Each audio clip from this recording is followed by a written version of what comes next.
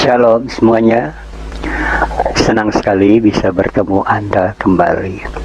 Bersama saya Romeo Dirk Junior di channel yang spesial menyajikan video-video apologet Kristen dan video-video kesaksian Kristen yang bersumber sepasti dari sumber-sumber yang terpercaya dan valid. Video ini bertujuan hanya ingin untuk mengedukasi penonton tentang hal-hal yang belum kita ketahui sesuai apa yang dibahas dalam video ini. Lalu setelah saya dimandikan, saya dibawa masuk ke kamar. Dalam kamar itu waktu itu ada ibu-ibu, ada 4 orang apa 5 orang gitu. Jadi satu megang paha saya sebelah, satu megang yang sebelah lagi. Terus saya kepala dikasih gini. Saya seperti orang mau disiksa saja. Lalu mereka nggak tahu model bagaimana, tiba-tiba saya menjerit karena sakit sekali. Entah itu apa, saya dibikin apa, katanya saya disunat, tapi nggak tahu itu model apa, pedih sekali, sakit sekali, saya sampai berteriak. Setelah saya disunat itu, saya kembali ke ruang duduk, ruang tengah, disuruh baca kalimat syahadat. Oke teman-teman sekalian, saya ucapkan selamat menonton. Semoga melalui video ini Anda akan semakin dikuatkan iman percaya Anda pada Tuhan Yesus yang adalah juru selamat satu-satunya untuk semua umat manusia yang mau percaya pada Dia dan menerima sebagai Tuhan dan juru selamatnya pribadi. Terima kasih sudah mampir di channel saya. Kiranya Anda bahagia selalu bersama semua yang dicintai. God bless you. Bye. Oke, kita sambut narasumber kita, Ibu Dewi Ulfa. Selamat malam, Ibu Dewi. Selamat malam, Pak Pastor. Apa kabar, Ibu? Puji Tuhan baik, Pastor. Haleluya, puji Tuhan. Terima kasih, Ibu Dewi, sudah hadir pada malam hari ini. Ada sukacita, Ibu? Ada sukacita, Ibu? Sangat, Pastor. Sukacita dalam Tuhan itu luar biasa, Pastor. Haleluya. Tuhan tidak pernah memberikan kita sesuatu yang membuat kita jatuh lalu meninggalkan Tuhan, karena dalam Tuhan Yesus sukacita besar sekali, Pastor. Ya, waktu meninggalkan Tuhan Yesus ada sukacita? Kalau mau bilang penuh dengan kemewahan dunia, banyak, Pastor. Tapi dalam hati itu ada sesuatu ruang yang beda, Pastor. Tidak seperti sekarang kayak bebas, kayak senang aja, Pastor. Kalau dulu tuh tidak seperti begini, Pastor. Ya, penuh dengan istilahnya hal-hal yang mencekam ya, karena tidak ada damai di dalam hidup, tidak ada cita-cita yang berasal dari Tuhan yang benar. Oke, pada malam hari ini Ibu bisa menceritakan, mic-nya agak didekatin sedikit, Ibu, supaya suaranya bisa jelas. Ya, mic-nya kalau bisa dipegang aja, kalau ini supaya agak dekat ya. Iya, Pastor, ya. Oke, ya. Ibu bisa ceritakan latar belakang Ibu dulu di Kristen, terus kemudian kenapa sampai Ibu bisa masuk Islam, dan kemudian bagaimana Roh Kudus Tuhan Yesus datang dan kemudian menjamah Ibu Dewi Ulfa, terus kemudian kembali kepada Tuhan Yesus. Ya, silakan Ibu ceritakan secara lengkap. Iya. Terima kasih, saya bersyukur kepada Tuhan Yesus yang begitu baik. Kalau mau dibilang mustahil kalau seseorang yang sudah dimualafkan untuk kembali, sangat langka, sangat sulit, karena saya mengalami itu. Sahabat-sahabat saya, tetangga-tetangga saya yang mualaf itu sangat sulit, mereka mau mengenal atau mendengar sedikit tentang Tuhan Yesus saja susah, sulit. Tapi puji syukur Tuhan Yesus baik, Tuhan Yesus bisa memilih saya, mengangkat saya dari kegelapan sehingga saya bisa berada di jalannya Tuhan. Itu suatu kemurahan yang luar biasa yang saya dapatkan. Terima kasih saya ucapkan untuk kesempatan yang diberikan buat saya. Saya percaya ini bukan karena semata-mata kekuatan kami, tapi inilah eh, kuasa Tuhan untuk saya bersaksi di malam ini. Dan tujuan saya bersaksi bukan karena ada sesuatu, saya ingin menyampaikan berita sukacita dari Tuhan, bahwa Tuhan Yesus tidak pernah meninggalkan seseorang, walaupun sudah di lubang yang paling gelap, paling dalam pun, Tuhan Yesus selalu menunggu, Tuhan Yesus selalu menunggu kita untuk kembali, karena kita anak-anak yang dibilang mualaf itu seperti anak-anak yang terhilang. Tuhan selalu membuka tangannya untuk menerima kita kembali.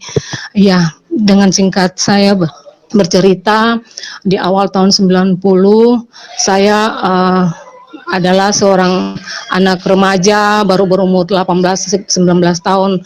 Saya berasal dari keluarga sederhana.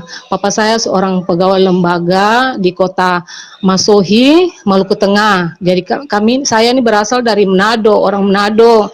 Papa saya asli Manado, tapi masa remaja papa saya dan mama saya mereka di Ambon karena orang tua mereka adalah tentara Kenil. Jadi mereka di Ambon waktu itu. Jadi papa saya sama mama saya ketemu di Ambon dan menikah di Ambon. Lalu jadilah kami semua lahir di Ambon.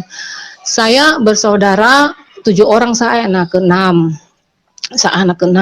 Tetap kehidupan kami walaupun sederhana, tapi kami hidup dalam ruang lingkup yang bahagia. Kami hidup dalam ketaatan kepada Tuhan Yesus.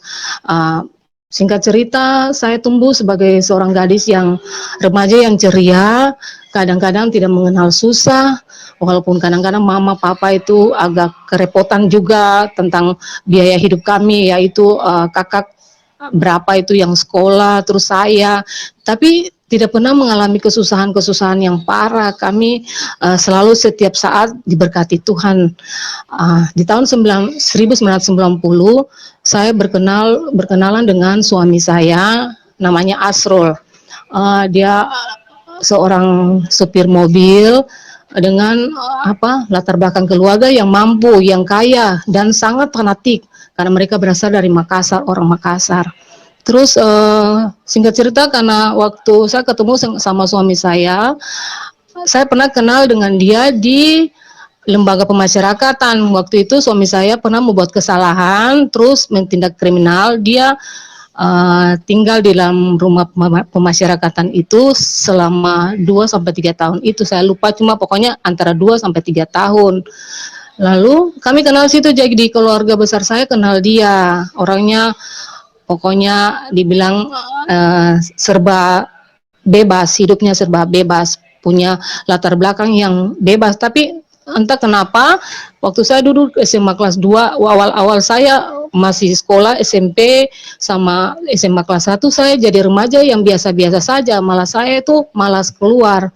Saya lebih senang tidur saja. Pulang sekolah tidur saja. Biasa tidur dari pulang sekolah itu jam 2 sampai biasa jam 6 saya belum bangun-bangun karena saya senang tidur. Itu berbeda setelah saya mengenal suami saya. Di tahun 90 itu, tahun 89 akhir, saya mulai mengenal suami saya. Di situ perubahan sangat drastis. Saya suka keluar, suka membohongi orang tua saya, cuma untuk bertemu dengan suami saya. Jadi di tahun 1990, akhirnya saya pergi jalan-jalan. Waktu itu ada sementara mau mengikuti ulangan PPKN, dulu bilang PMP, tapi waktu zaman saya sudah bilang PPKN. Terus saya ini pergi disuruh guru tugas untuk kerja tugas PPKN. Sampai di sana setelah selesai kerja, suami saya sudah menunggu di terminal, Lalu saya disiapkan tempat duduk di depan. Akhirnya saya jalan sama suami saya itu keliling kota tempat tinggal saya, kota Masohi namanya. Keliling sudah jam 7 saya belum pulang, sedangkan mama saya ini kalau jam segitu belum pulang, aduh mati sudah, paha-paha ini biru, dicubit sampai puas-puas. Cuma mama itu nggak pernah mukul pakai rotan. Kalau mama marah, dia cubit aja. Jadi saya udah takut pulang. Akhirnya tidak pulanglah saya tidak pulang dengan suami saya, tidak pulang. Akhirnya kita bermalam dari rumah satu ke rumah satu sampai kurang lebih 4 hari. 4 hari itu saya dicari mama, karena tidak ketemu saya dicari sama polisi. Kebetulan polisi itu keluarga dari Manado yang tugas di Masohi. Saya dicari, ketemu, saya dibawa pulang. Tapi mama tidak marah, tidak pukul, gitu juga papa tidak pukul, tidak marah. Mereka diam aja karena mungkin mereka takut saya lari lagi, jadi mereka tidak marah, tidak pukul. Singkat cerita, karena lihat keadaan saya yang seperti orang bingung, kerjanya cuma duduk bingung merenung, akhirnya mama sama papa mengambil keputusan saya dipindahkan di ibu kota provinsi. Ibu kota provinsi yaitu Ambon. Saya sekolah di Ambon. Tetapi saya baru sebulan di Ambon, suami saya sudah ikut saya ke Ambon lagi, bawa ke Ambon. Saya dibawa dari Ambon bawa ke Masohi lagi. Sampai di Masohi itu saya dititipkan di rumah Bapak Imam di daerah saya situ, agak sedikit, kira-kira 3 kilo 4 kilo dari tempat tinggal suami saya. Situ selama saya tinggal di situ, saya masih dalam proses untuk mau menikah. Di situ saya nggak ada punya pikiran lagi tentang siapa Tuhan, siapa itu Kristen. Saya sudah kayak orang bingung, sudah seperti orang yang kasmaran, sudah susah dibilang sekali. Lalu singkat cerita itu saya di situ tinggal, terus papa saya diundang karena mau menikah, tidak bisa papa menjadi wali karena papa masih papa Kristen, sedangkan di Muslim itu tidak boleh ada wali yang yang non Kristen, non Muslim, harus Muslim. Jadi saya menikah, saya disuruh naik sidang waktu itu. Papa saya hanya datang sebagai mengikuti undangannya saja. Di dalam persidangan, akhirnya papa saya mengizinkan, terus diminta waktu itu maharnya, karena dibilang begini, Papa Roring punya anak cantik, jadi nanti dibayar maharnya, itu hartanya nanti dibicarakan setelah menikah. Setelah menikah baru saya pun harta itu dibicarakan mau dibayar berapa, mau dikasih naik berapa gitu. Tetapi setelah saya menikah sampai detik ini, sampai kedua orang tua dua belah pihak meninggal, tidak ada itikat bahwa saya itu harta saya itu dibayar. Sampai sekarang tidak. Tapi mama, waktu mama mulai sakit-sakitan, mertua saya mulai sakit-sakitan, akhirnya mama bilang, iya biar sudah, tidak usah ingat-ingat itu. Singkat cerita, waktu itu setelah tahun 1990, akhirnya saya menikah di muka apa itu namanya, mau ada peringatan kematian Tuhan Yesus. Waktu itu sebelum kematian Tuhan Yesus mau dirayakan itu, saya sudah masuk Islam. Jadi saya itu seperti orang yang menjalibkan Tuhan begitu. Karena pas di saat Tuhan mau disalibkan, saya duluan salibkan Tuhan. Itu. Di situ, tapi saya kayak seperti orang yang belum, tidak punya pikiran, tidak punya akal sampai ke situ. Lalu saya akhirnya diislamkan. Saya diislamkan itu, saya dimandikan dengan air sebak. Itu baknya minta ampun besarnya, airnya penuh sampai dimandikan sampai setengah. Gigi saya dipatahkan itu apa namanya, duri jeruk yang panjang itu, baru gigi saya dicopot, dibikin sama duri jeruk itu, sampai gusi saya ini semua pada berdarah. Terus dimandikan juga sama itu batu merah, ditumbuk kasih halus, baru saya dikasih batu merah. Lalu setelah saya dimandikan, saya dibawa masuk ke kamar. Dalam kamar itu waktu itu ada ibu-ibu, ada 4 orang apa 5 orang gitu. Jadi satu megang paha saya sebelah, satu megang yang sebelah lagi. Terus saya pun kepala dikasih gini. Saya seperti orang mau disiksa saja. Lalu mereka nggak tahu model bagaimana, tiba-tiba saya menjerit karena sakit sekali. Entah itu apa, saya dibikin apa, katanya saya disunat, tapi nggak tahu itu model apa, pedih sekali, sakit sekali, saya sampai berteriak. Setelah saya disunat, tapi nggak tahu itu model apa, pedih sekali, sakit sekali, saya sampai berteriak. Setelah saya disunat itu, saya kembali ke ruang duduk, ruang tengah, disuruh baca kalimat syahadat. Suruh dibaca 2 kalimat syahadat. Terus saya gini dibilang, sekarang Dewi ganti nama ya, bukan nama yang kemarin, sekarang kamu nama Dewi Urbawati. Ya saya pun nama itu, nama muslim itu Dewi Urbawati. Jadi waktu itu ada saksi saya tuh tetangganya Bapak Imam. Dia bilang, ini sekarang orang tua kamu.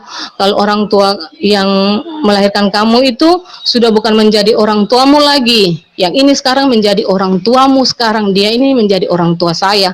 Saya bingung, kok bisa begitu? Masa mama saya, papa saya membesarkan saya, mereka dibuang begitu saja. Tapi karena saya lagi kasmaran, biar sudahlah. Itu singkat ceritanya begitu.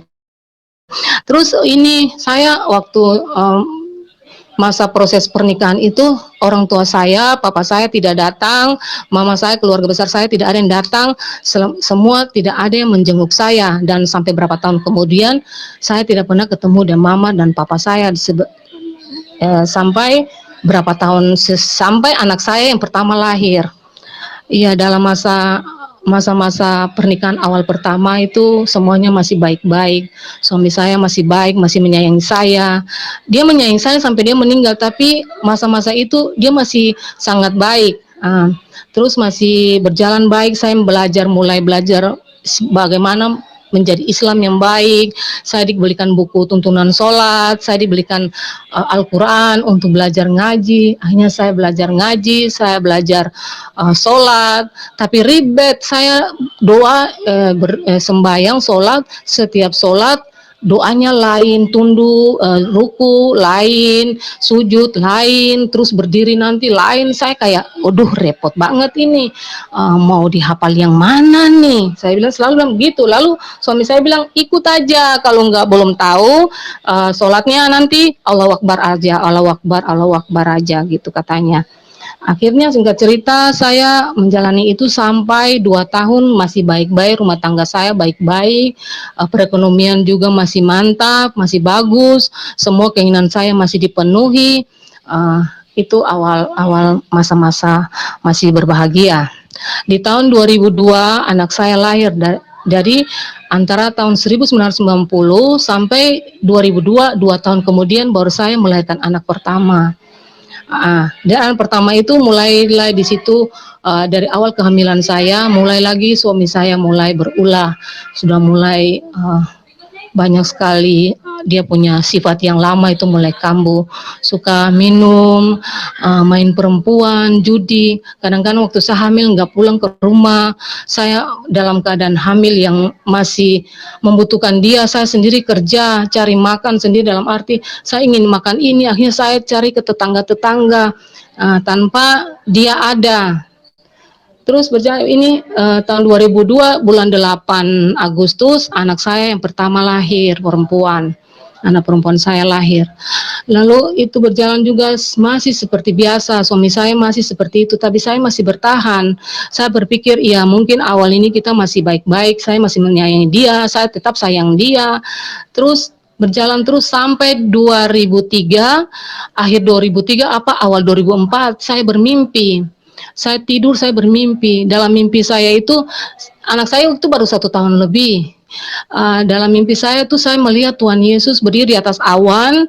Awannya antara saya dengan Tuhan Yesus tidak terlalu jauh. Jadi saya bisa melihat semua apa yang terlihat di atas Tuhan Yesus, saya lihat dari bawah semua. Tuhan Yesus memakai baju kebesaran yang jubah putih, ada selempangnya begini itu. Terus Tuhan Yesus mengangkat tangan begini seperti kepada saya. Tuhan Yesus bilang begini pada saya, marilah ikut aku. Tetapi saya langsung berpaling ke belakang melihat. Dalam palingan itu saya dalam hati saya bilang, Tuhan Yesus kenapa panggil saya sendiri, sedangkan saya ini masih punya anak saya masih kecil. Nah, disitulah timbul suatu ini perasaan saya mulai bercampur aduk. Ini bagaimana ya, saya mau serius di Muslim, saya mau jadi orang Muslim yang benar, saya mau sungguh-sungguh di Muslim. Baru ini saya sudah mimpi lagi Tuhan Yesus. Terus saya tepiskan itu mungkin mimpi saja. Saya bilang itu mungkin mimpi saja. Saya diam saja. Tapi saya waktu itu waktu saya melahirkan anak pertama itu, mama saya datang jenguk karena saya melahirkan susah sekali. Dari malam itu saya pembukaan 8 ke pembukaan berapa sampai jam 12 siang saya belum melahiran juga. Jadi dengar itu mama datang. Mama buang egonya, marahnya. Mama datang lihat saya. Mama sampai nangis-nangis. Itu sudah melawang. Paling suka sekali tidak dengar-dengar mama. Ini akibatnya. Lalu mama berdoa. Mama bilang minta ampun di Tuhan Yesus supaya Tuhan Yesus kasih ampun lalu bisa melahirkan. Akhirnya saya tidak bisa berdoa. Mama yang berdoa. Mama berdoa. Tapi belum juga lahir. Anak saya belum juga lahir. Saya bingung juga, aduh saya sudah paksa sampai saya sudah setengah mati, tidak bisa lahir-lahir itu anak. Lalu saya bilang begini, saya cuma tutup mata, pegang perut saya lah, saya bilang, Tuhan Yesus, Engkau dilahirkan dari seorang perempuan bernama Bunda Maria, dengan keterbatasan kelahiran, tetapi Tuhan Yesus lahir dengan baik-baik saja, dengan selamat. Tuhan Yesus, saya percaya saya melahirkan seperti Ibunda Maria. Bu, saudara-saudara terkasih dalam Tuhan Yesus, saat itu pun saya melahirkan. Saya melahirkan tanpa, waktu itu terlambat dokter, berarti anak saya jatuh. Langsung melahirkan cepat sekali saya melahirkan waktu saya setelah saya berdoa seperti itu. Lalu berjalan waktu itu suami saya mulai ugal-ugalan, mulai nakal, mulai main perempuan, mulai mabuk-mabukan lagi. Anak saya lahir sampai saya tuh kadang-kadang mau lari saya kasih tinggal dia karena saya dengan anak bayi dia kadang jarang di rumah. Terus tapi akhirnya saya berusaha untuk sabar. Saya sabar saja, saya sabar dan sabar. Dari tahun 1992 itu kesabaran itu belum ada sesuatu tanda yang istimewa, belum ada sesuatu yang berubah dalam hidup saya. Masih seperti itu saja sampai tahun 1996 anak kedua lahir. Anak kedua lahir itu laki-laki. Di situ waktu anak kedua saya lahir, suami saya senang karena punya anak laki-laki. Tapi dia tidak pernah berubah juga. Saya selalu mabuk, selalu judi, main perempuan, tidak pernah tinggal. Saya sampai sering pergi ke rumah bordir hanya untuk cari dia di situ sambil bawa anak. Kadang-kadang anak saya mau taruh aja di depan rumah bordil itu supaya dia keluar, karena saya berteriak, kadang-kadang dia tidak mau keluar. Rasa-rasanya saya mau taruh itu anak saya di depan rumah bordil baru saya keluar, tapi kalau sudah begitu tiba-tiba dia keluar, tapi dengan cara jalan lain, dia mutar supaya tidak ketahuan kalau dia dari situ. Tapi kalau Bapak Ibu, saudara-saudara sekalian yang Tuhan Yesus saya kasihi, walaupun sudah ketahuan dia begitu salah, tapi selalu saja dia membela diri. Di rumah itu kalau sampai di rumah, saya dimarah, dimaki, bahkan sampai saya dipukul. Biasa saya dipukul itu kadang-kadang mulut saya bengkak, kadang-kadang mata saya biru di sini, ini dahi-dahi saya sampai biasa itu benjol. Dan saya bilang begini dalam hati saya, sudah berkorban begini, sudah pindah ikut kamu, tinggalkan sekolah saya, karena saya tidak sampai lulus sekolah, saudara-saudara sekalian, saya hanya sampai SMA kelas 2. Terus saya sudah tinggalkan keluarga saya. Kenapa di sini saya tidak dibikin baik? Kenapa saya hidup susah begini? Waktu itu saya selalu menangis, selalu bilang begitu. Tapi dia tidak pernah mengerti. Sedangkan tetangga-tetangga saya semua prihatin pada saya. Kadang-kadang mereka bilang, kas tinggal dia saja, pergi sudah. Itu bahasa Ambon bilang seperti itu, pergi sudah, bawa anak-anak tuh pergi sudah, kasihan, kamu kasihan. Itulah.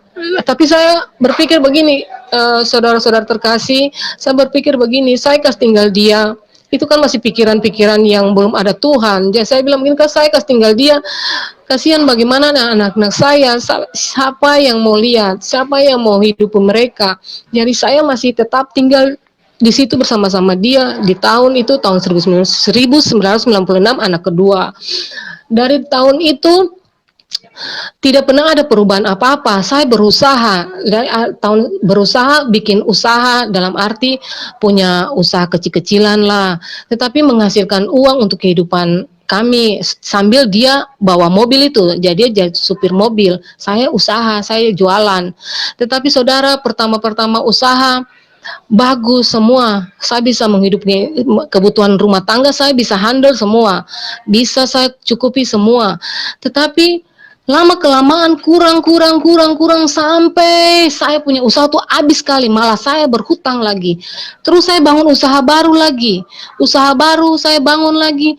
Begitu juga pertama bagus, saya senang kalau usaha lancar, bagus, biar saya capek, tetapi saya bisa melihat hasilnya. Tetapi ini ujung-ujung bangkrut lagi, habis lagi, berhutang lagi, sampai sedikit waktu saya dikatakan wanita suka berhutang. Keluarga dari suami saya selalu mengejek, bilang saya seperti itu, kata tukang bautang, tukang berhutang. Tapi itulah hidup saya. Terus berjalannya waktu dari tahun itu mendekati kerusuhan tahun 1999, saya masih tetap baik saja karena saya pikir biar sudah saya jalani. Pokoknya walaupun dia seperti itu, sifatnya seperti itu, kadang-kadang dia baik, kadang-kadang dia berpikir normal, kita masih bahagia kadang-kadang, tapi kadang-kadang juga sakitnya minta ampun. Saya sampai biasa tuh menangis minta ampun. Itulah, tapi kalau setiap saat saya seperti itu, saya ingat Tuhan, saya ingat Tuhan. Kadang-kadang saya mau berdoa, saya takut. Saya berdoa, saya mau bilang, saya takut mempermainkan agama. Nyatanya saya muslim, saya sekarang posisinya ada muslim. Bahwa saya berdoa, apa saya jadi orang seperti apa ya? Berdoa baru sekarang bilang Tuhan Yesus, saya statusnya muslim. Itu saya masih di bawah tahun 2000, sebelum kerusuhan itu. Pas di tahun 2000 pas kerusuhan Kota Masohi, saya semua keluarga besar saya dipindah ke Makassar, yaitu di Bulukumba, Kabupaten Bulukumba. Tetapi di sana saya cuma sebulan. Suami saya panggil karena waktu itu dia tidak pergi, dia jaga rumah yang di Masohi itu.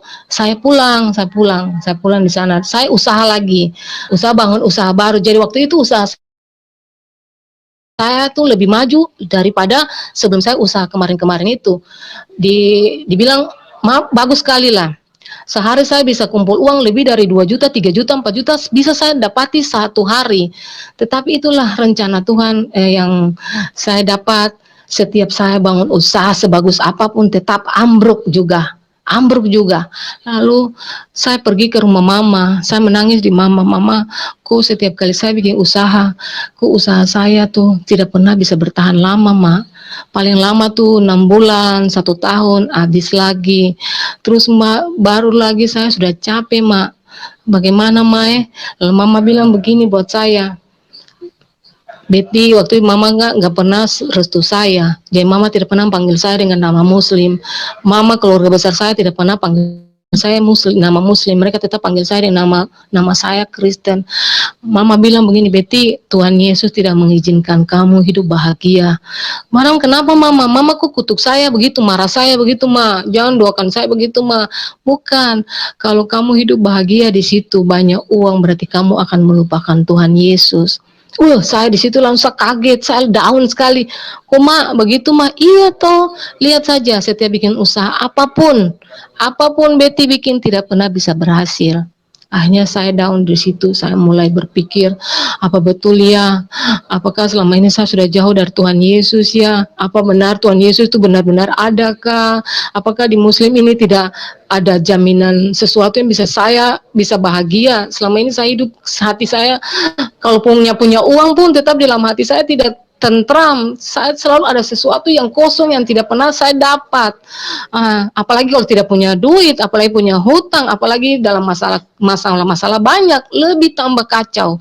Tapi puji Tuhan, setelah tahun 2000 berlalu, kerusuhan berlalu, setelah saya pulang dari Makassar, saudara-saudara saya ini dari Kristen, tapi mereka Kristen yang notabene, mama saya juga Kristen yang notabene dari liturgi. Jadi mau bilang mereka pemahaman tentang Tuhan Yesus juga tidak terlalu bagus, dalam arti mereka belum ini. Akhirnya kakak perempuan saya dan adik bungsu saya, kakak saya namanya Deli, sama adik perempuan yang bungsu saya namanya Femi.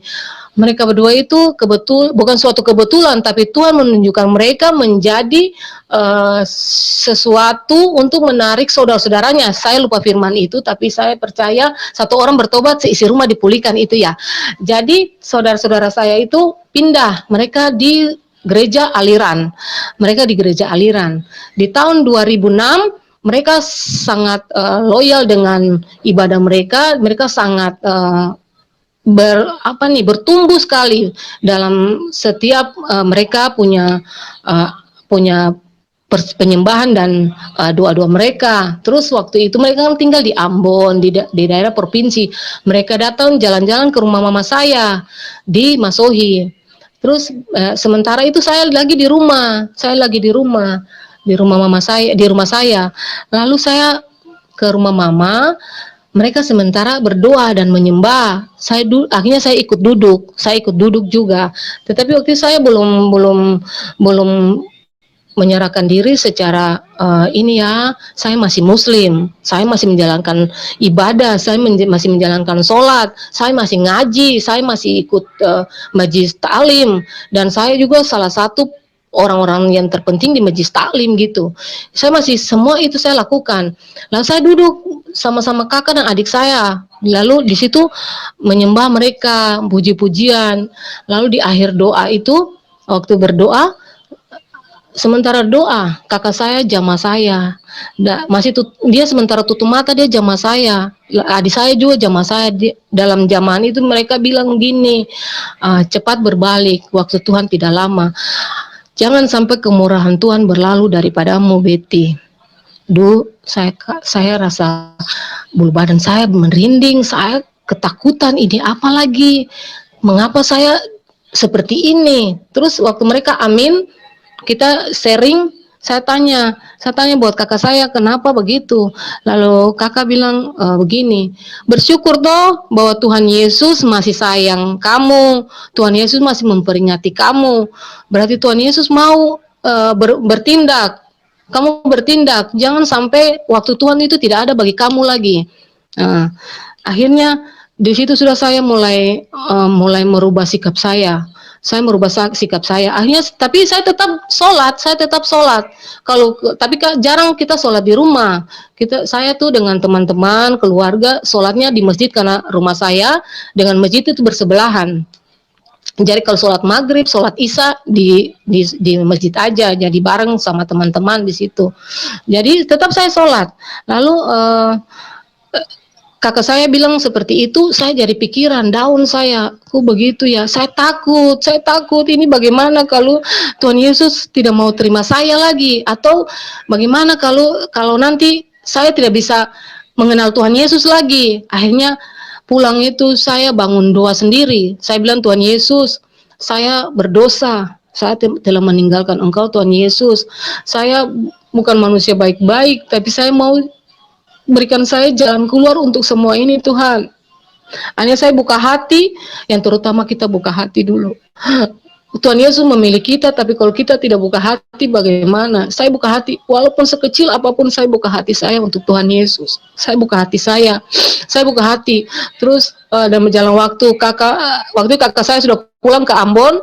Adik saya yang jadi adik Femi, dia yang tuntun saya. Jadi kita sering berdoa, menyembah. Mereka menyembah dengan semua yang mereka punya. Mereka hebat karena Tuhan Yesus memakai mereka hebat. Saya cuma puji Tuhan, haleluya. Ya, saya ikut-ikut aja. Terus begini. Tapi saudara-saudara terkasih dalam Tuhan, saya seperti buah simalakama, saudara, karena di sini saya mati, sana saya mati, itu pemikiran saya yang masih belum menerima Tuhan Yesus secara penuh. Jadi saya masih ketakutan, apa benar saya ini jadi orang seperti apa? Saya Muslim kok saya masih seperti orang yang mau menyembah Tuhan lagi. Begitu, seperti saya masih dalam masih takut. Terus begini saudara-saudara sekalian, Kak adik saya bilang sudah ambil keputusan kalau memang Betty mau menerima Tuhan lagi harus terima baptisan dan minta pelayanan sebelum menerima baptisan itu. Akhirnya saya buka hati saya benar-benar menerima Tuhan Yesus di tahun 2007. Saya tidak sembunyi dari siapapun saat ini. Saya mengatakan saya menerima Tuhan Yesus dari tahun 2007 bulan Januari. Waktu itu suami saya ada ikut motor crash, balapan motor ya keliling kota Seram. Keliling Seram. Seram itu luas sekali di Maluku, saudara terkasih. Dia suami saya sedang mengikuti itu turnamen itu. Jadi waktu pulang itu dia capek, dia capek. Saya sempat memberitahukan ketua timnya. Waktu itu Pak Yofer itu dia seorang Kristen. Jadi saya bilang, Pak Yofer, kalau sebentar saya besok pagi kalau bagaimana tolong panggil Cayu dulu jalan-jalan sama Pak Yofer. Dan beliau tanya mau ngapain, kata saya mau ada pelayanan doa. Iya sudah. Akhirnya pagi-pagi itu Pak Yofer sudah datang ke rumah manggil suami saya, mereka keluar. Tapi sebelum keluar dia bilang begini, saya bilang buat dia, saya mau ke rumah mama dulu. Dia bilang mau ikut enggak? Suami saya bilang udah, nanti kalau habis acara ini sama Pak Yofer saya ikut ke sana, saya jemput di rumah. Jadi singkat cerita saya baptis hari itu. Waktu saya baptis sama papa saya. Jadi papa saya sudah terima Tuhan Yesus lagi. Kita baptis sama-sama. Setelah baptis itu Tuhan punya kuasa luar biasa bagi kehidupan saya. Saya mengalami suatu mujizat besar dalam hati saya. Yang tadinya hati saya yang kosong, ruang di mana kosong itu yang selalu penuh dengan ketakutan dan kecemasan, sudah terisi dengan damai sejahtera, saudara-saudara. Itulah luar biasa Tuhan Yesus sangat baik bisa memilih saya, karena dalam Yohanes 15 ayat 16 Tuhan Yesus berkata, bukan kamu yang memilih aku tetapi akulah yang memilih kamu.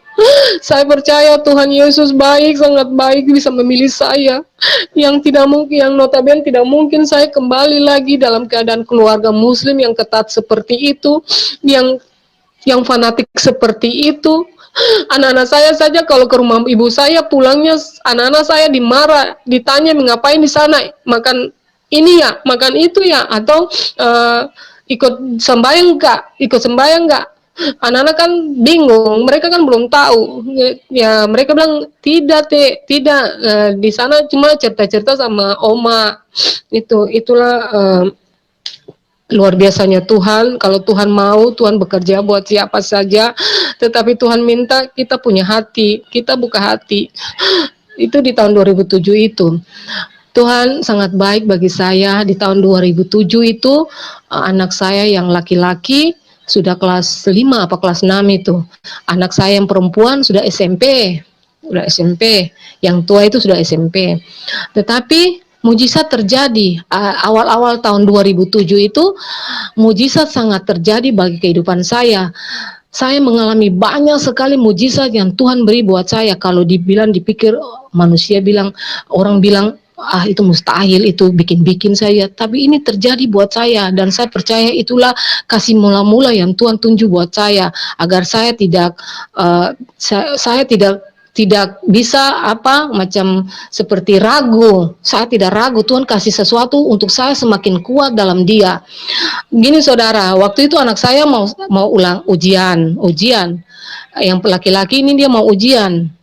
Dia mau ujian kenaikan kelas gitu. Tapi dia sakit, panasnya dari siang itu nggak turun-turun. Saya kasih minum dia obat paracetamol. Saya Rul minum obat.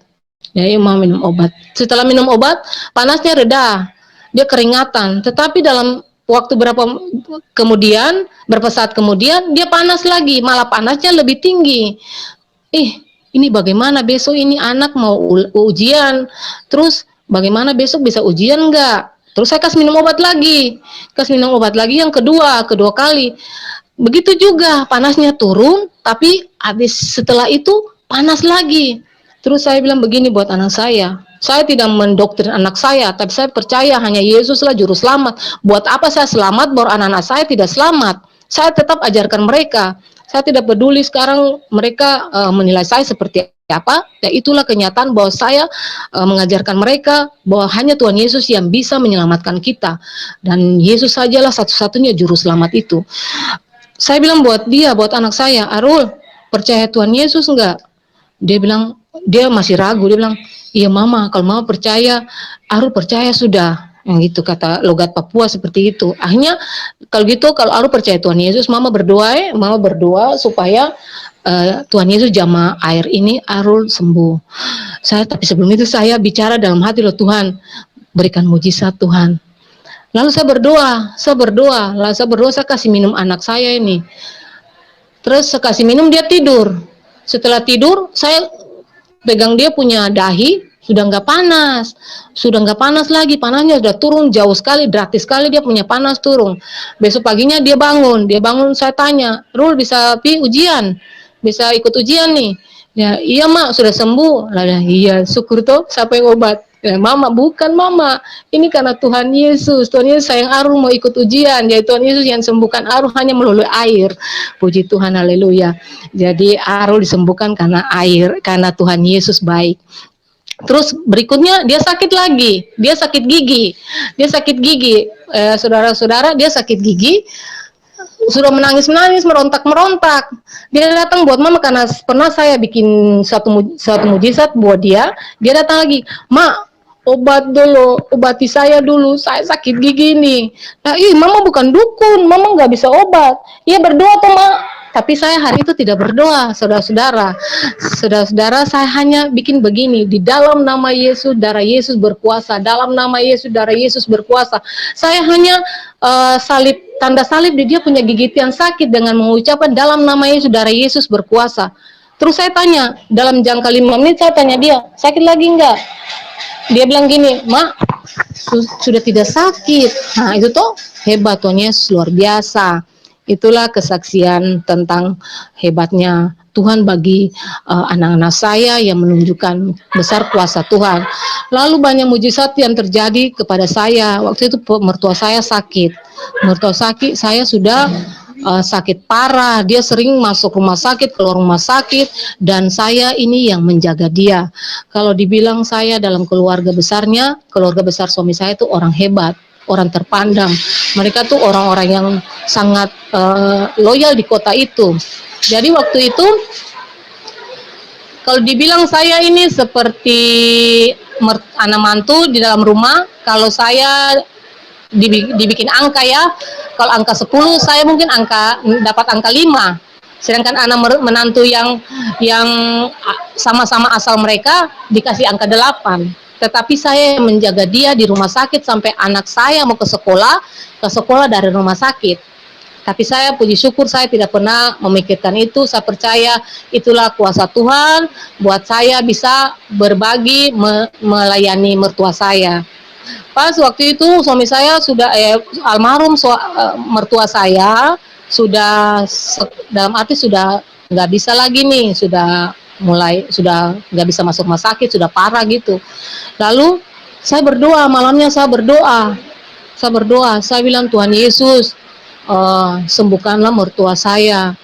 Setidaknya berilah dia kesempatan untuk mengenal Engkau, berilah keselamatan bagi dia, Tuhan Yesus. Lalu saya buka Alkitab, saya baca Alkitab. Dalam Alkitab itu saya lupa firmannya di mana, tapi saya mengingat firman itu sampai detik ini, dan saya selalu mengulang-ulang buat anak-anak saya. Dalam firman itu berkata seperti ini, aku telah mendegilkan mata dan hati mereka. Waduh, saya baca firman itu saya jadi takut, jadi kasihan ini bapak mertua saya bagaimana, tidak punya kesempatan mungkin. Lalu saya tidur, langsung saya tidur. Habis baca firman itu saya tidur. Dalam tidur saya mimpi, di rumah itu rame sekali, banyak orang. Terus ada yang bilang, ya Papa sudah meninggal, Bapak sudah meninggal, Bapak sudah meninggal. Ada yang nangis-nangis sampai saya juga kayak mau nangis-nangis dalam tidur. Kaget bangun gini ada yang manggil. Saya kaget bangun itu kayak ada yang manggil saya. Kata Kak Dewi bangun dulu, bangun bangun. Saya keluar gini, kenapa? Mari lihat Papa, Bapak di sebelah dulu sudah koma. Bapak sudah tidak bisa bikin apa-apa lagi.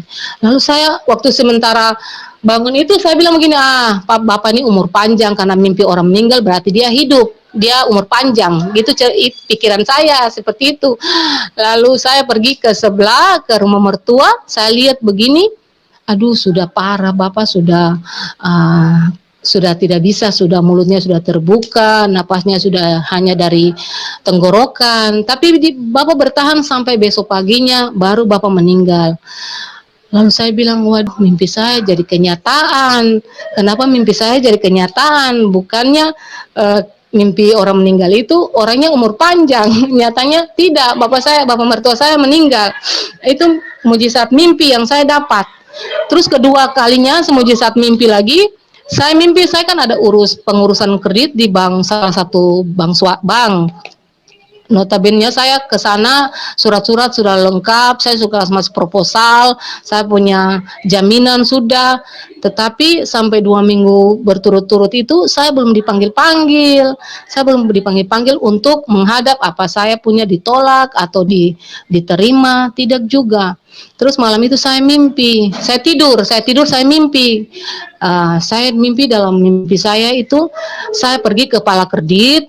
Di sana kepala kredit panggil saya, lalu dikasih pulanglah map saya dikasih pulang.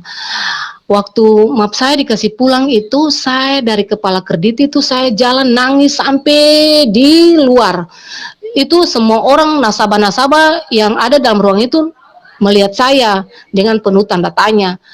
Saudara terkasih dalam Tuhan Yesus, bukan karena apa saya berbicara ini, tapi inilah mujizat yang Tuhan beri buat saya. Itu terjadi seperti mimpi yang saya alami. Jadi kejadian yang mimpi itu tidak ada kurang, semuanya benar seperti itu. Aduh, saya menangis, saya ambil map saya keluar dengan menangis sampai di luar, sampai saya terisak-isak sekali.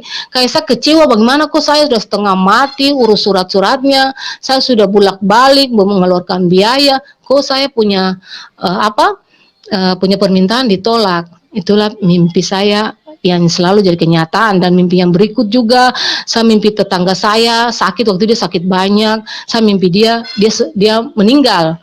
Dia meninggal lagi. Saya bilang, aduh Mama Ade ini meninggal lagi kapan nih? Saya mimpi Mama Ade, saya panggil dia Mama Ade. Mama Ade meninggal ini. Nyatanya tidak, sampai sebulan itu dia tidak meninggal, malah dia kondisinya bagus, normal. Aduh, syukur banyak, berarti Tuhan Yesus mimpi itu tidak benar, berarti dia sehat-sehat saja, nanti dia sembuh nanti ini. Saudara terkasih dalam Tuhan kita Yesus Kristus, itu salah semua. Sebulan kemudianlah dia meninggal. Berarti mimpi saya benar juga. Itulah awal kemurahan Tuhan yang Tuhan kasih buat saya, anak-anak saya. Saya diberi kesempatan untuk memberi mujizat-mujizat yang Tuhan beri buat saya. Terus begini, dengan berjalannya waktu, anak saya Arul ini waktu itu dia mulai kelas 6, semua persiapan mau masuk SMP. Dia itu anak saya yang tertua, kita panggil Kakak Ca.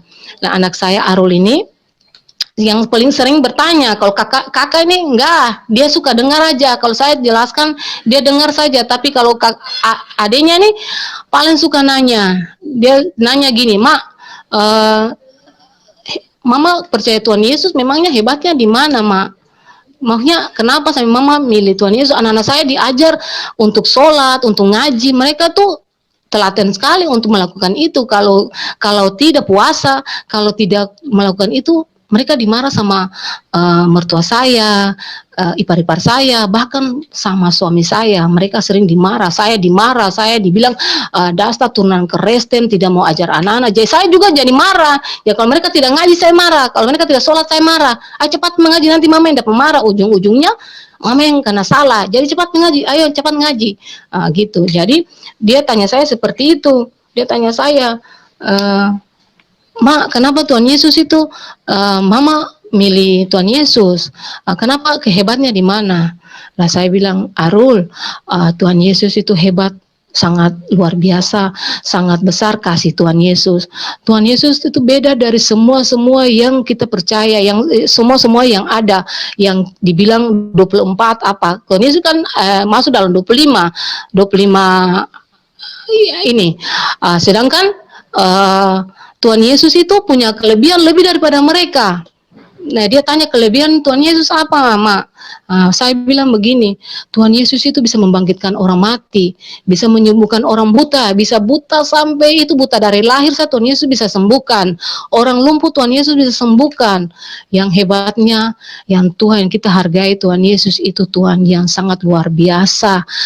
Tuhan Yesus tidak menikah, tidak mengumbar hawa nafsu. Tuhan Yesus maha kasih, mengajarkan kita kasih. Kalau pipi kanan ditampar, kasihlah pipi kirimu. Tuhan Yesus bilang, kasihilah musuhmu. Terus Tuhan Yesus bilang apa lagi? Tangan Tuhan Yesus ini tidak pernah berlumuran darah. Tuhan Yesus tidak pernah menumpahkan darah orang, karena Tuhan Yesus pun tangan ini suci. Itu kelebihan dari Tuhan Yesus, ya Arul. Beda dengan yang mereka yang 24 itu tidak sama satupun mereka tidak punya kelebihan seperti itu.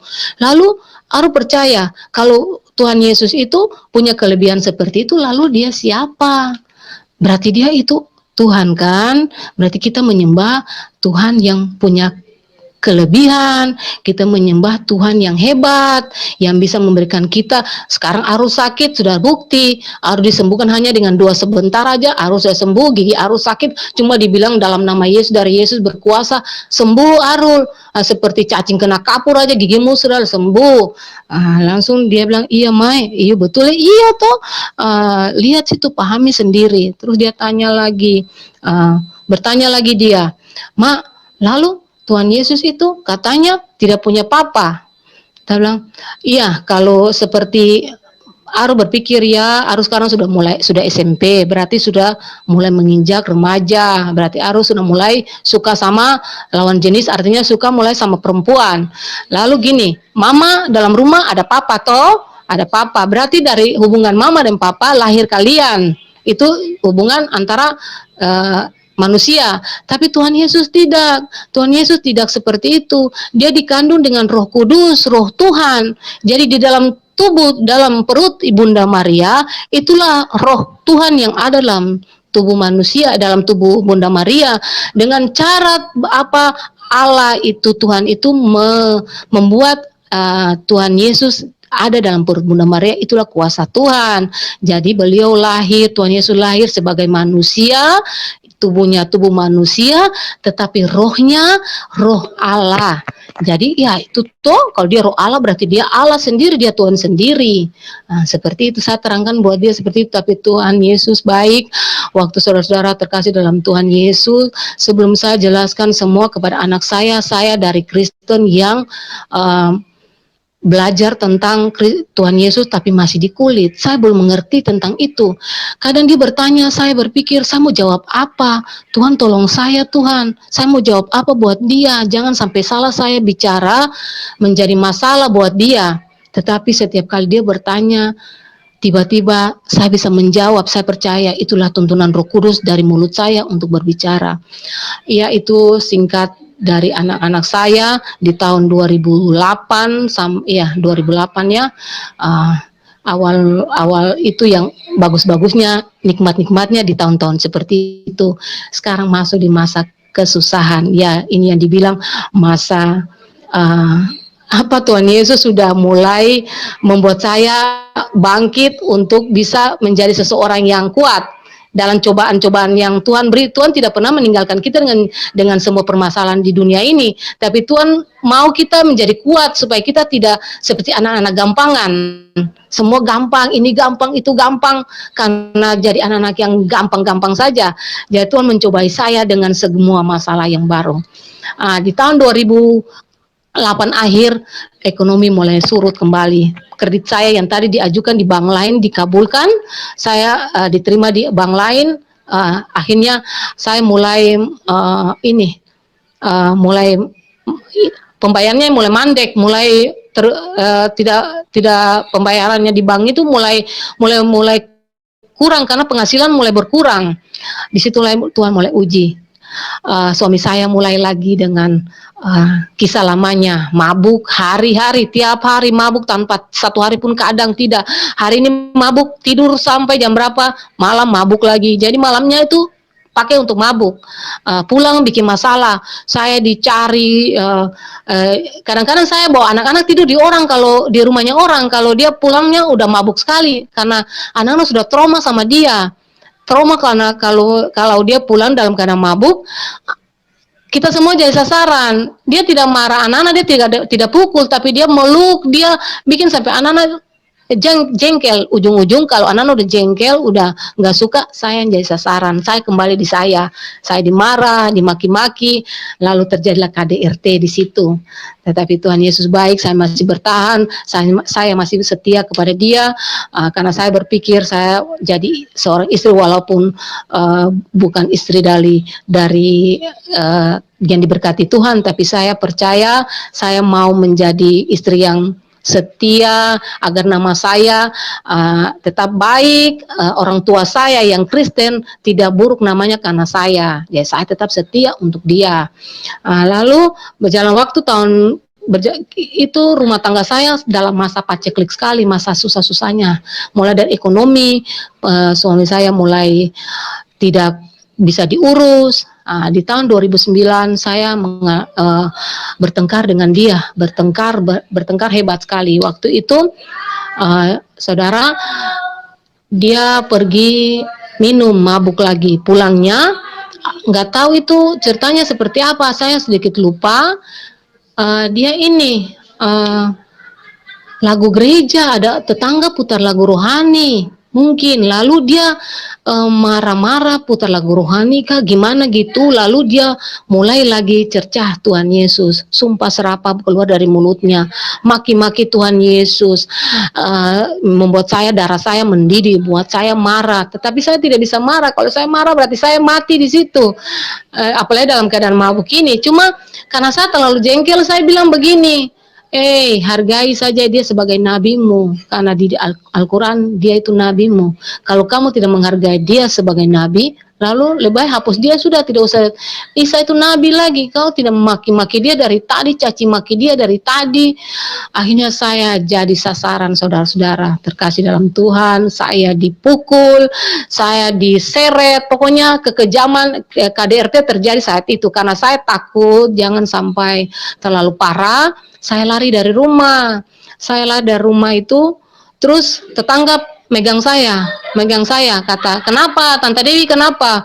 Saya bilang, jangan pegang, nanti suami saya ketemu saya di sini, saya bahaya. Lalu saya dapat lepas, saya lari itu saya sembunyi di rumput-rumput, di semak belukar. Orang bahasa Indonesia bilang semak belukar ya. Kebetulan di pinggir rumah itu ada semak-semak yang belum sempat dibersihkan. Saya masuk di situ, nggak tahu itu ada ular, ada pecahan kaca atau beling apa, saya nggak peduli itu lagi. Hanya saya masuk sembunyi di dalam itu, jadi dia tidak temukan saya. Terus saya dengar sudah ada ribut dalam rumah lagi, dia sudah tidur. Setelah dia tidur, saya suruh anak saya yang tertua buka pintu samping, saya masuk dari situ. Setelah saya masuk di situ, saya membenahi pakaian-pakaian saya. Saya berpikir saya harus tinggalkan dia. Waktu itu anak saya sudah ada, di tahun 2002 saya sudah melahirkan anak yang ketiga. Lalu saya pergi ke rumah mama saya, pagi harinya saya pergi ke rumah mama. Saya bilang, mama saya mau ke Ambon. Mama bilang, iya sudah, daripada nanti ribut terus. Akhirnya saya pergi ke rumah kakak saya di Ambon. Saya tinggal di kakak saya. Terus kakak bilang begini, mau ke Bitung kak, mau pergi ke Manado ke Seng, saya mau ikut ke Manado ke Seng, itu bahasa Ambon ya saudara, artinya mau ikut enggak ke Manado. Nah, saya bilang iya mau, saya mau ikut. Akhirnya berangkatlah saya bersama kakak saya ke Manado. Sampai di Manado selama 2 minggu lebih saya tidak punya hubungan apa-apa sama suami saya. Artinya tidak ada hubungan telepon, tidak ada hubungan kabar-kabar apapun. Cuma saya sering dengar informasi bahwa dari adik saya yang dimasuki itu, dia selalu bilang iparnya suami saya ini selalu ancam keluarga saya, katanya mau bakar rumah, katanya mau melempari kedua orang tua saya, terus mau dengan ancaman-ancaman yang luar biasa lah, tapi orang tua saya tidak peduli itu. Terus waktu berjalan saya mengikuti ibadah di Manado, kebetulan ada hamba Tuhan dari Ambon mendirikan gereja di Bitung, tepatnya di Bitung. Saya bergereja di situ. Saya masuk bergereja bersama kakak saya. Waktu ikut pertama bergereja, ibu pendeta, ibu gembala bilang, siapa yang punya masalah, siapa yang punya beban, taruh tangan di dadanya. Lalu saya angkat tangan saya taruh, saya menangis. Saya bilang, Tuhan, saya beban banyak. Saya meninggalkan anak saya 2 di Ambon, saya nggak tahu itu bagaimana mereka. Saya meninggalkan suami saya walaupun menangkan rumah tangga yang penuh dengan penderitaan, saya meninggalkan mereka. Terus saya yang lagi dibilang Islam enggak, Kristen enggak, gimana Tuhan, tolong saya. Lalu saya dijama sama ibu pendeta, kepala saya ditumpang gini. Lalu setelah habis dijama, ibu pendeta maju ke mimbar, beliau bilang begini, Betty, nama Kristen ibu pendeta sebut, Betty, Tuhan tadi berbicara kepada saya melihat ada 2 pintu untuk kamu. Pintu yang besar penuh dengan kemewahan dunia ini, dan pintu yang kecil sangat sempit sekali. Itu ada kemuliaan Tuhan di situ. Tuhan bilang terserah kamu mau pilih yang mana, tetapi Tuhan mau kamu bertindak untuk untuk iman kamu. Jadi dalam arti berarti Tuhan mau saya bertindak, berarti Tuhan mau saya melakukan lebih, bukan saya harus sembunyi-sembunyi kan, saudara-saudara. Itulah saudara-saudara terkasih dalam Tuhan. Dalam kesempatan ini saya berbicara sedikit ya. Kalau kita diberi kesempatan untuk memuji Tuhan, menyembah Tuhan, hari Minggu kita ke gereja, bagi umat-umat Kristen, pergunakanlah itu dengan baik, karena saya mengalami itu sangat memprihatinkan. Saya kalau kepingin ketemu Tuhan Yesus, saya ingin berbicara dengan Tuhan Yesus, saya masuk di kamar mandi, saudara. Saya bertelut lutut itu, saya memuji, menyembah Dia di situ dalam kamar mandi. Terus kalau saya ke gereja, tapi saya tidak pernah ke gereja di Masohi karena daerah situ semua kenal saya. Nanti kalau saya ke Ambon, saya ke gereja di Ambon, itu saya kayak orang bagaimana, nggak tenang, saya lihat sana, saya lihat sini, kalau saya mau jalan, nggak enak. Jadi saya bilang untuk saudara-saudara Kristen, kalau punya dikasih Tuhan memilih kalian ada di dalam kasih Tuhan, pergunakan itu dengan baik, waktu-waktu kalian dipergunakan dengan baik. Banyak orang yang tidak punya kesempatan seperti itu. Lanjut cerita, saudara terkasih dalam Tuhan, saya di situ 2 minggu kemudian saya punya hubungan telepon sama suami saya, tetapi itu dia menggunakan anak-anak saya sebagai alatnya. Pertama anak saya yang tertua, sampai dia dimarah karena salah ngomong. Anak-anak saya dijadikan perantara untuk bisa berbicara dengan saya. Lalu ini waktu ketemu berbicara dengan dia marah sekali, saya lari. Jadi pemikiran tuh saya bakalan tidak balik untuk dia. Lah dia marah, tapi mulai besoknya dia mulai lagi baik-baik dengan saya. Mulai lagi baik dengan saya, bicara mulai baik lagi. Terus singkat cerita, akhirnya kita komunikasi baik.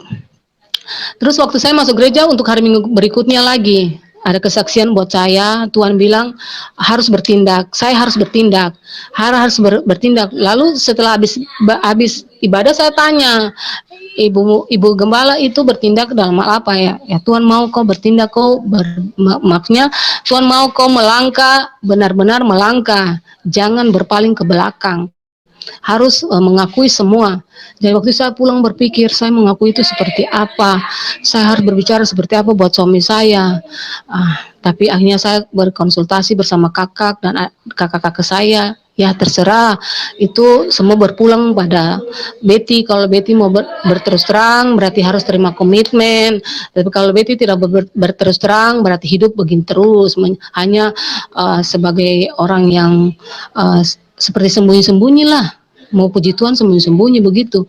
Akhirnya saya ini punya komunikasi malam itu dengan dia. Saya telepon dia. Saya bilang begini, saya tidak bisa pulang lagi ke Masohi karena apa? Saya sudah masuk Kristen. Saya sudah mengasihi Tuhan Yesus. Saya sangat mengasihi beliau. Saya sangat mengasihi Tuhan sekali. Nah dia marah. Dia bilang, memangnya kau mengasihi Tuhan? Tuhan itu siapa? Tuhan itu suami kamu. Tuhan itu apa kamu? Yang kasih makan kamu itu siapa? Saya, bukan Tuhan. Dia marah, seperti dia marah sekali. Lalu dia bilang, pokoknya saya tidak mau tahu, kau harus pulang. Harus pulang dan kita selesaikan masalah ini. Jadi saya berpikir, selesaikan masalah ini, pasti dia ceraikan saya. Pasti itu, karena keluarga besarnya pasti juga tidak terima saya di situ lagi. Nyatanya tidak. Waktu saya mau tanya sama Ibu Gembala, Ibu Mary, bagaimana Bu? Saya mau disuruh pulang. Lah Ibu Gembala bilang, pulang, selesaikan masalahmu. Tapi Bu Gembala gimana saya di sana bagaimana nanti? Pokoknya ada kekhawatiran, ada ketakutan, pokoknya manusiawi lah saya waktu itu. Beliau bilang begini, Betty pulang, mereka tidak akan bisa bikin apa-apa. Mereka bagaikan singa yang tidak punya cakar dan tidak punya taring. Mereka hanya bisa mengaum. Akhirnya saya pulang. Waktu saya pulang dia jemput saya di ibu kota provinsi Ambon, di pelabuhan, dia jemput saya di situ. Saudara terkasih dalam Tuhan Yesus baik, Tuhan menjaga anak-anaknya yang benar-benar minta pertolongan kepada dia. Saya pulang, saya berdoa dulu, Tuhan tolong saya, Tuhan saya mau pulang ini, Tuhan bantu saya serahkan semua kepada Tuhan Yesus. Saya percaya Tuhan tidak ada apa-apa dan saya tidak kenapa-kenapa. Benar saudara, saya pulang itu dia tidak satu helai rambut saya pun dia tidak kasih jatuh dari kepala saya. Keluarga besarnya pun yang notabene tahu saya lari ke Manado itu tidak ada yang marah saya. Tidak ada yang bisa bertanya, kamu kemana? Selama 1 bulan lebih ini kamu kemana? Tidak ada yang bertanya. Terus itu suami saya tidak pernah marah. Malahan dia semakin sayang saya. Kemana saja saya jalan dia ikut. Kemana saya pergi dia ikut. Seakan-akan kayak seperti dia takut kehilangan saya lagi. Tetapi satu titik di mana dia teringat kata-kata saya waktu di Manado itu. Waktu saya telepon bahwa saya bilang saya mengasihi Tuhan itu. Dia ingat itu. Pagi-pagi itu dia ingat itu, dia mulai marah besar. Marah sampai dia berkelahi, berteriak. Lalu dia ambil gunting, dia mau tikam saya. Tapi saya tidak takut, waktu itu saya tidak takut gunting. Saya tidak takut gunting, yang saya takut dia menyuruh saya membacakan 2 kalimat syahadat. Saya bilang kalau hari ini dia bilang saya baca kalimat syahadat, saya keluar tanpa satu helai apapun yang saya bawa, saya lari ke pintu samping ini biar anak satu pun kalau mau ikut, kalau tidak saya lari sendiri. Tetapi puji Tuhan dia tidak jadi tikam saya dan dia tidak jadi menyuruh saya untuk membacakan 2 kalimat syahadat. Dia bilang begini buat saya, cepat sudah kalau gitu kamu bilang itu alhamdulillah. Akhirnya saya bilang alhamdulillahirabbil alamin arrahmanirrahim maliki yaumiddin iyyaka na'budu iyyaka nasta'in ihdinas siratal mustaqim siratal ladzina an'amta 'alaihim ghairil maghdubi alaihim waladdallin amin. Lalu nah itu toh sekarang sudah Muslim, kamu bukan Kristen. Saya tidak mau dengan urusan hati kamu, saya tidak tahu apa isi hati kamu, tetapi kamu tetap Kristen dan saya tidak akan menceraikan kamu. Jadi mulai sekarang, lakukan seperti apa yang dulu kamu kerjakan. Lalu saya itu kayak seperti gimana mau jalan, mau pergi, kasihan anak-anak, anak yang kakak ini yang perempuan sudah nangis waktu dia SMA kelas 1 dia sudah bilang masa mama baru datang kok mama mau pergi lagi karena saya bicara buat dia kakak Ca kalau bagaimana mama pergi lagi nih kalau papa paksa mama untuk hal-hal yang seperti itu. Dia bilang mama jangan tinggal dulu, mama jangan pergi mama. Akhirnya saya nurut, kasihan mereka, hanya saya nurut di tahun itu saya ikut lagi, hanya saya masih seperti itu, masih berhijab, saya kemana-mana berhijab, saya sholat, saya ini masjid talim saya lakukan juga masih seperti itu. Tetapi saudara yang terkasih dalam Tuhan Yesus, saya percaya, saya sholat, saya selalu sebut haleluya dalam nama Bapa, Anak, dan Roh Kudus, karena saya percaya di dunia ini tidak ada lain, hanya Yesus. Apapun saya lakukan, walaupun saya berhijab, tapi saya berhaleluya. Itu ya, saya tetap melakukan itu. Saya tidak, saya berpikir, saya punya prinsip, Tuhan tahu apa yang saya kerjakan. Terus begitu. Lalu saya berkonsultasi dengan salah satu hamba Tuhan. Orang-orang yang dekat dengan Tuhan, saya berkomunikasi dengan mereka, sharing dengan mereka. Saya bilang bagaimana saya seperti ini. Saya seperti orang yang tidak punya prinsip. Saya Muslim, saya berhijab, baru saya masih menyembah Tuhan. Lalu mereka bilang, belum waktunya. Kalau sudah waktunya, pasti semua terjawab. Pintar-pintar seperti licik seperti ular, jinak seperti merpati. Jadi Betty harus pintar-pintar lah menyikapi itu semua sambil berdoa minta Tuhan. Saudara-saudara terkasih dalam Tuhan, saya lupa waktu saya mau pulang ke Ambon, saya berkomitmen dengan Ibu Gembala. Ibu Gembala tanya saya waktu di Manado itu, Ibu Gembala tanya, kalau mau pulang komitmen dengan Tuhan dulu. Ini mau pulang ini tidak komitmen ya. Saya tanya komitmen buat apa? Ya kalau pulang komitmen bilang pada Tuhan saya akan kembali. Saya kembali. Jadi kasih waktu buat Tuhan sampai kapan mau kembali. Akhirnya saya ambil komitmen dengan Tuhan. Saya bilang Tuhan kasih saya waktu 3 tahun sampai saya anak yang tua lulus SMA dulu Tuhan Yesus. Akhirnya didoakan. Tetapi nyatanya tidak. Saya tidak menepati janji saya 3 tahun itu karena saya keburu punya anak di tahun 2002. Berjalannya waktu seperti itu terus. Lalu saya sering sharing dengan para orang-orang yang dekat dengan Tuhan, hamba Tuhan. Mereka bilang lakukan saja seperti apa yang Betty lakukan, nanti Tuhan yang bekerja, Tuhan yang berkarya untuk Betty. Itu ya. Terus saya ini di tahun 2015 akhir itu berjalan waktu, tapi suami saya tuh tidak pernah meninggalkan kebiasaan lamanya. Dari hari ke hari seperti itu. Memang kadang-kadang dia ada waktu untuk dia istirahat, tapi istirahat itu tidak selamanya. Ada kalanya sehari 2 hari jadi lagi, seminggu jadi lagi. Dan saya jadi sasaran terus KDRT terus saya. Sampai kadang-kadang saya kalau muka-muka saya lagi biru, saya nggak mau ke rumah mama karena takut dibilang mama tanya itu kenapa. Saya suka bohong itu ke ini jidat saya ke bentur dinding atau mata saya kena ini kena itu. Saya suka bohong pada saya itu mengalami KDRT dalam rumah tangga saya. Tapi saya tidak pernah menjelek-jelekan dia di orang. Saya tidak pernah menjelek-jelekan dia di keluarga saya karena saya tahu itulah pilihan saya. Saya malu sebenarnya. Ya saya menerima saja. Saya tahan sendiri di hati saya. Lalu waktu tahun 2015 dia mulai mengalami satu musibah. Waktu itu suami saya mulai sakit. Di tahun 2015 bulan November itu suami saya mulai sakit.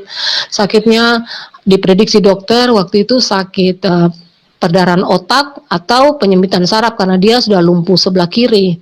Dokter menyarankan untuk saya rujuk ke Makassar. Jadi perjalanan saya itu panjang, saudara-saudara. Saya perjalanan hidup pengobatan dia panjang dari kota kabupaten, saya bawa ke kota provinsi, dari kota provinsi 2 rumah sakit yang saya bawa. Itu hanya dengan kekuatan kemurahan Tuhan saya bisa melayani suami saya. Saya tidak punya pekerjaan, suami saya terbengkalai, dia punya usaha, hanya saya mengandalkan kedua anak saya. Anak saya yang laki-laki sudah kerja di kapal waktu itu, dan anak saya yang perempuan kerja di Ternate. Jadi dari mereka berdua itulah saya mendapat asupan biaya. Sedangkan keluarga besar mereka mau dibilang mereka kaya, sangat banyak duit, tapi mereka hanya memberi sebatas kulit. Kalau mereka hanya memberi sebatas kulit, mereka sudah pikir banyak, sedangkan kebutuhan dia banyak.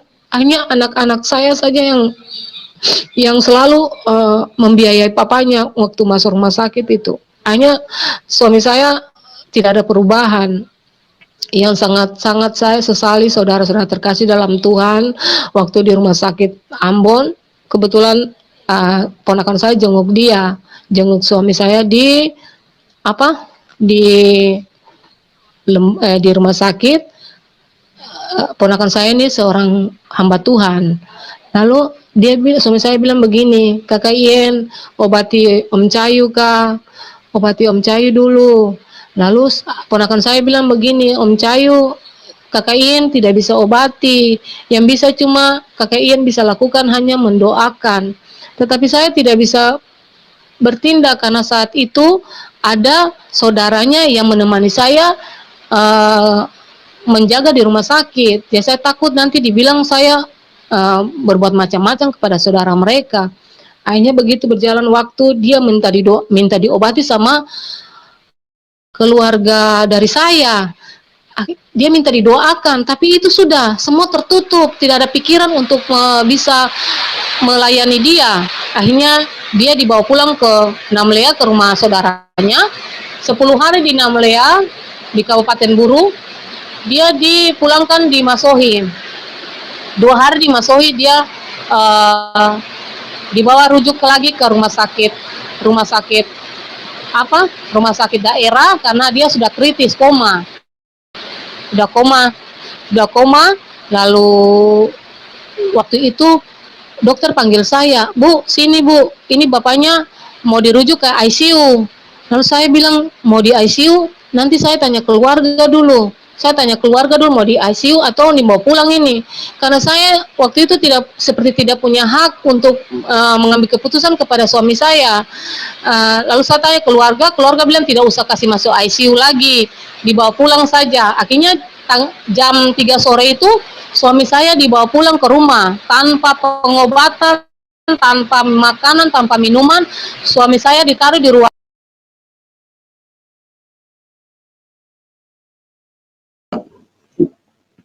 Haleluya. Ya teman-teman, ini mohon maaf sedang terputus dengan narasumber karena mungkin ada gangguan sinyal ya. Oke, nanti tolong segera disambungkan kembali dengan narasumber agar ini. Ya, oke. Halo. Ya, Ibu Ulfa sempat putus Iya. tadi. Iya. Terus lanjut cerita, suami saya ditaruh saja suami saya pastor, suami saya hanya ditaruh di ruang tamu tanpa pengobatan apa-apa. Di situ saya menyesal kenapa saya tidak punya kuasa atas dia. Harusnya dia dibawa ke ICU supaya dia di situ ada pengobatan, ada perawatan. Sampai dokter bilang buat saya waktu mau kasih keluar, Ibu jangan kasih keluar. Bapak punya otak ini bagus sekali, masih bisa diobati, masih banyak kemungkinan untuk Bapak sembuh. Kenapa ambil keputusan yang sepihak? Nah, saya kembalikan untuk keluarga besarnya. Akhirnya dibawa pulang ke rumah. Tanggal 1 Januari lagi rame-ramenya orang merayakan tahun baru, suami saya meninggal. Akhirnya suami saya meninggal. Itulah awal mula saya benar-benar berada dalam kasih Tuhan. Waktu suami saya meninggal, kakak tertuanya, saudara terkasih yang Tuhan Yesus kasihi, saudara tertuanya tidak ada di tempat. Dia lagi di Makassar. Di telepon tidak ada yang tidak ada itikat baik untuk dia kembali. Akhirnya meninggal pun sampai selesai perayaan hari 1 sampai 9 itu kakak ipar saya tidak datang. Akhirnya jadilah perpecahan dalam keluarga mereka antara saudara-saudaranya sendiri. Saya waktu itu tidak ada campur di situ karena saya lagi berduka. Saya berpikir saya harus membiayai anak 4 saya ini bagaimana, saya harus menghidupi mereka bagaimana. Sedangkan suami saya sudah tidak ada, walaupun kadang-kadang dia menyakiti saya, tetapi setidaknya dia punya sumber untuk saya.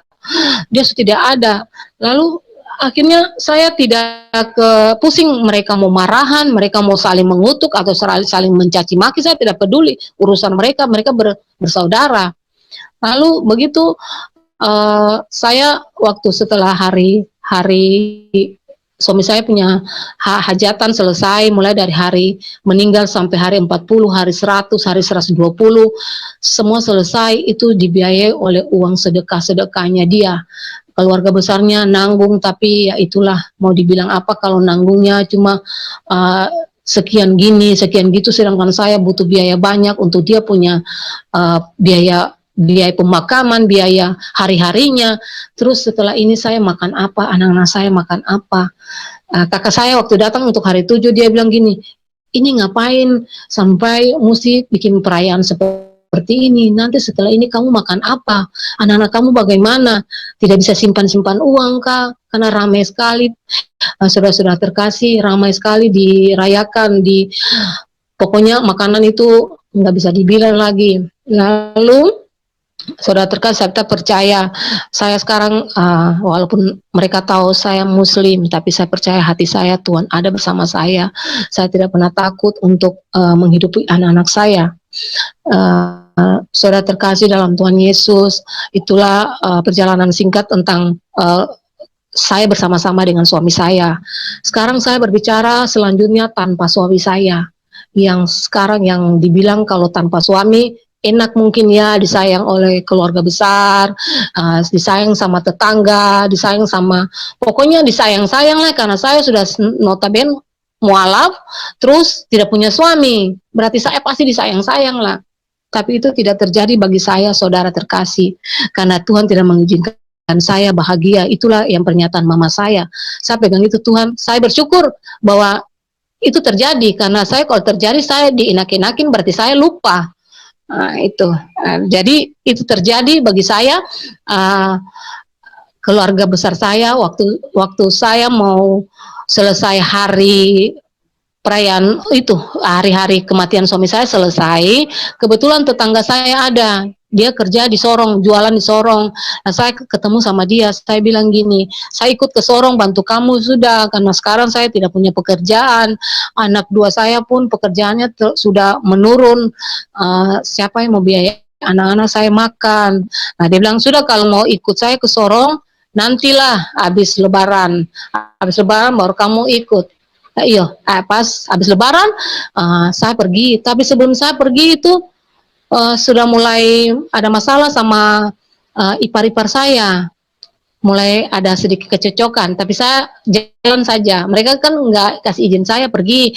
Cerita mereka bilang nanti mau bangun saya usaha, mau bangun saya ini itu.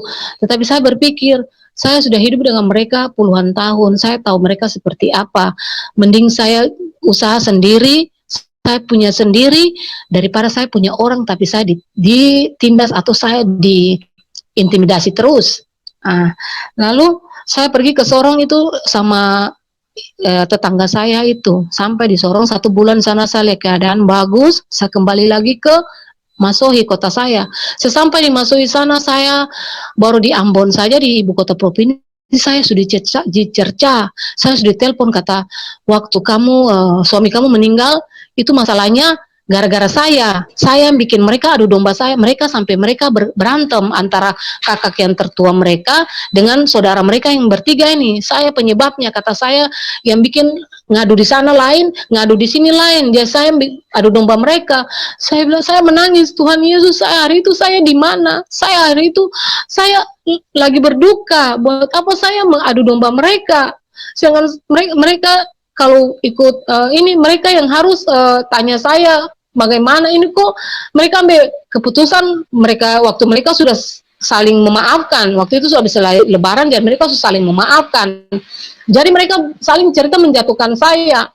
Jadi saudara terkasih dalam Tuhan Yesus, pas sampai di kota Masohi, saya barang-barang saya, baju-baju muslim saya baju muslim itu banyak sekali, langsung saya bagi-bagi, saya gantung saja di depan pintu situ.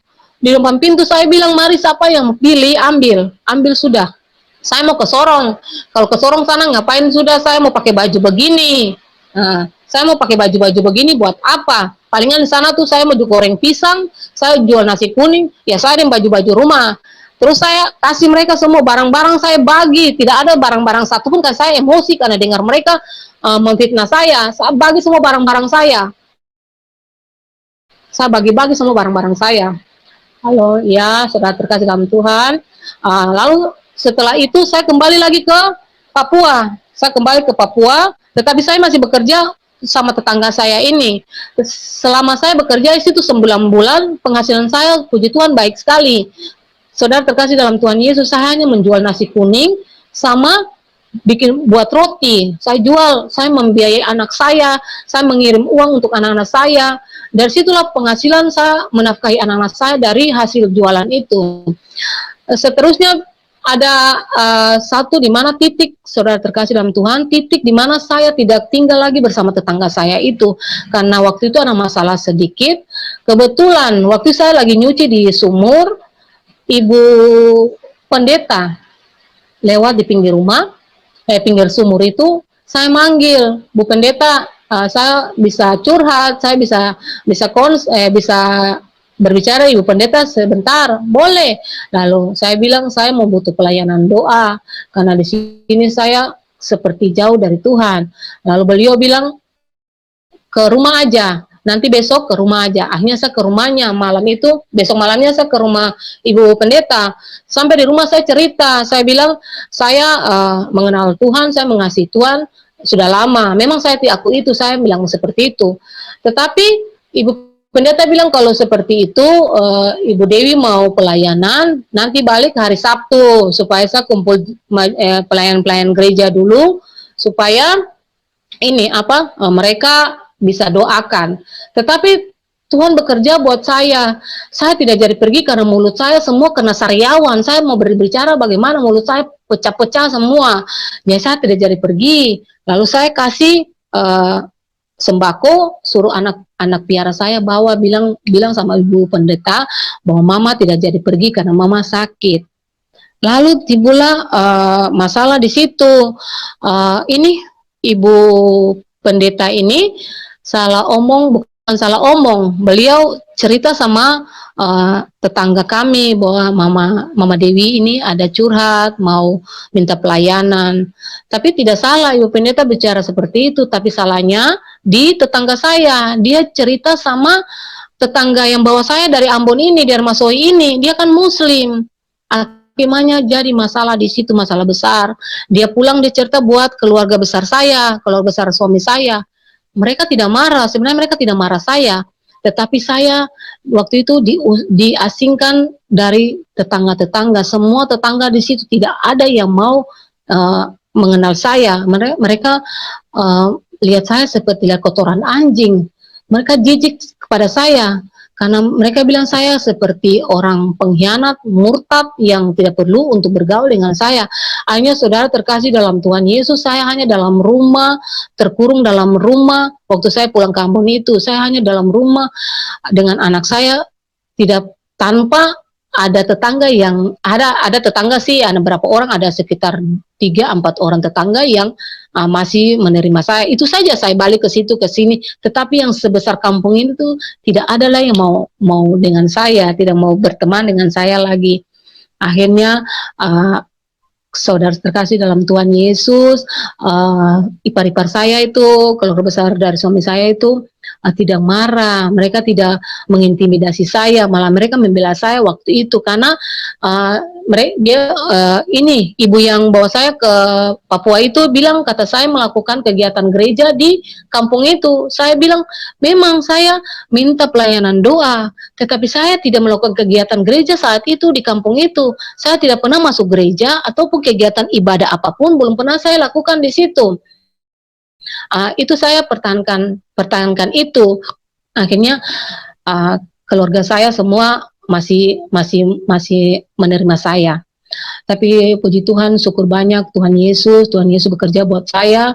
Banyak cobaan yang saya alami, banyak juga gangguan yang saya alami. Tapi Tuhan Yesus masih memberi kesempatan buat saya, bahwa saya harus meninggalkan semua. Jadi saya harus berani untuk meninggalkan semua. Bukan saya bertopeng lagi, saya bertopeng dalam arti saya punya iman Kristen, tapi saya masih berhijab.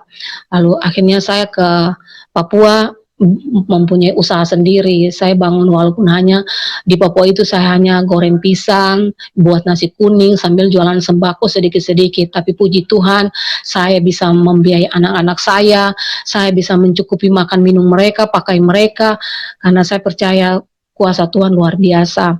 Terus saudara terkasih dalam Tuhan, sampai 2017 terakhir itu saya punya hubungan putus sama keluarga besar suami saya, anak-anak saya yang tertua dibaptis, dia minta baptis sendiri. Tanpa saya suruh baptis, dia minta baptis sendiri. Dia minta baptis di tahun 2010. Waktu itu suami saya masih ada karena dia mendengar sendiri banyak tentang Tuhan Yesus. Akhirnya dia minta baptis, saya minta dibaptis. Akhirnya pelayanan doa, pelayanan pelepasan, hanya anak saya yang tertua dibaptis. Puji Tuhan. Berjalannya waktu lagi saya saya mengalami banyak masalah, banyak kekurangan saya, tapi kekurangan saya itu rasanya kayak enteng-enteng saja, tidak seperti kemarin-kemarin saya alami itu. Itulah hebatnya Tuhan, kalau Tuhan ada di pihak kita, masalah sebesar apapun tidak ada artinya. Kadang-kadang anak-anak mau minta ini, mau minta itu, saya belum punya, saya belum ada, tetapi puji Tuhan, tetap saya bisa, walaupun hanya dengan usaha yang kecil, saya bisa membiayai mereka. Tahun 2018, anak saya yang nomor kedua, Arul, yang banyak nanya itu tentang Tuhan Yesus, dia dibaptis tahun 2018. Lalu kemarin tahun 2020 ya, 2020 akhir Desember, anak saya yang ketiga dibaptis juga, dan anak saya yang pertama, kedua dan yang ketiga sekarang melayani di salah satu gereja, menjadi lighting sama main musik juga.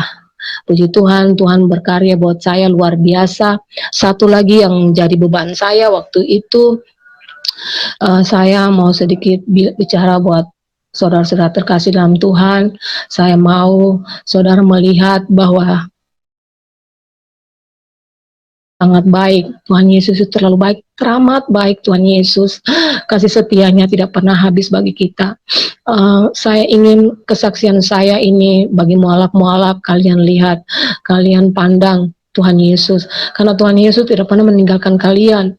Tuhan Yesus selalu menunggu kalian setiap saat. Tuhan Yesus memanggil. Kalau contoh saya waktu itu namanya Betty, waktu saya Kristen, Tuhan Yesus tidak memanggil saya Dewi karena nama Muslim saya Dewi. Tuhan Yesus memanggil saya Betty, Betty belum pulang lagi. Tuhan Yesus kangen, Tuhan Yesus rindu. Itulah seperti Tuhan Yesus. Tuhan Yesus tidak pernah mendendam apa yang kita buat. Tuhan Yesus selalu mengasihi kita. Ingat saudara, kasih karunia Tuhan semakin hari semakin berkurang, waktu-waktu Tuhan semakin sempit. Pikir pakai logika. Saya berpikir pakai logika waktu itu, dan logika saya jalan waktu itu di tahun 2000 berapa itu, 2005 apa itu, kakak ipar saya nelpon saya gini, dia marah-marah saya. Kakak ipar saya itu dia kerja sebagai salah satu aparat, dia orangnya namanya juga aparat ya, dia kasar, dia emosional. Dia telepon saya, dia bilang gini, kamu itu masuk Muslim menyangkal Tuhan Yesus, mati mau masuk neraka ya. Dia bilang seperti itu. Dalam ke Bapak Ino, enggak juga mau, sama saja waktu itu, waktu saya belum dibaptis itu, sama aja mau. Sama bagaimana? Kamu itu lihat itu, lihat apa? Kalau kamu tahu sebenarnya Yesus itu tempatnya, Tuhan Yesus itu tempatnya sudah di surga. Dia yang menyelamat kita, dia menyiapkan tempat buat kita di surga itu. Lalu sekarang kamu percaya untuk seseorang yang tidak tahu di mana. Itu maksudnya apa kayak ke Bapak Ino? Iya tuh, lalu kamu tuh sembahyang, sholat, kamu berada di dengar setelah doa sholat itu kamu doa ajan itu, setelah dengar doa ajan kamu tidak pernah tahu artinya. Tapi saudara terkasih dalam Tuhan, saya mulai mencari, saya lupa ayatnya, tapi saya ingat dengan bahasa Indonesia bagian akhir itu saya dapat di situ, saya baca di terjemahannya, Saya tidak baca, saya tidak pintar untuk menghafal ayat-ayat Al-Quran itu. Saya hanya baca di tafsiran, di situ dibilang begini,